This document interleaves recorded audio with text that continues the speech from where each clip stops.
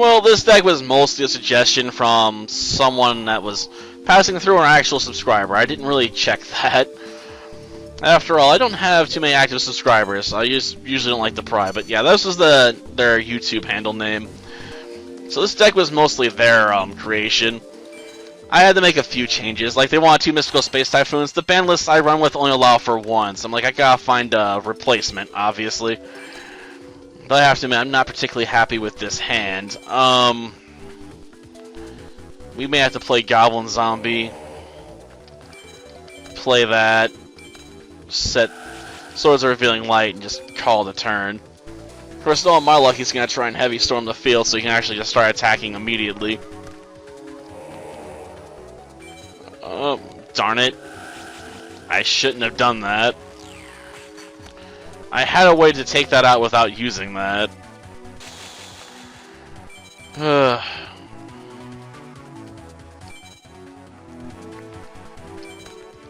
Let's keep that there, I suppose. And end turn. I mean, we could have got some damage in, I suppose, but got a bit careless.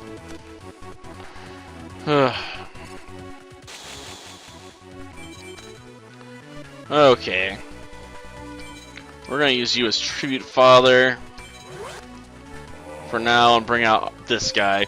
Yeah, originally you wanted, like, Despair from the Dark and Fear of the Dark, but those cards have to be sent from your hand to the graveyard by the opponent's effect to activate their special summoning conditions. The problem is that just doesn't really work with this deck, because the opponent almost always is going to screw with you on that front. Gosh darn it. Well, get to add that to my hand. And we can end turn, I suppose. He's gonna put that in defense mode.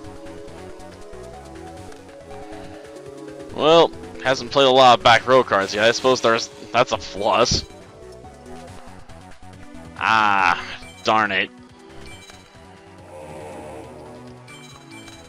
We'll play that. Okay, battle phase. You take care of that, will you? I know. We're gonna take another 500 points of damage. We've burned through a lot here, but I'm hoping the massive beat stick can make up for it. Oh, great. DD Warrior Lady. Yep, that's gonna screw with me.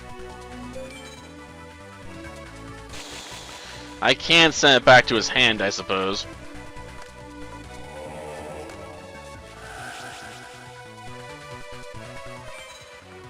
Yeah.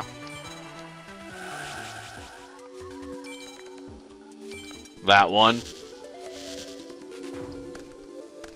Obviously. Well, I get rid of that equip card. Because I don't want to deal with that nonsense. Okay, battle phase. Come on, turtle. I need you to do your thing, man. After all, that turtle could help me summon another one of these guys. And help me win the game, if DD Warrior Lady, comes out and starts picking stuff off, so. That's what we're going with. Yes. We're gonna activate this thing again. Boom. Hey, it can't attack if it's not on the field. This duel went a bit haywire, but hey, that's how it goes sometimes. Oh, sweet. Maybe we can make him randomly discard it. Hey, you.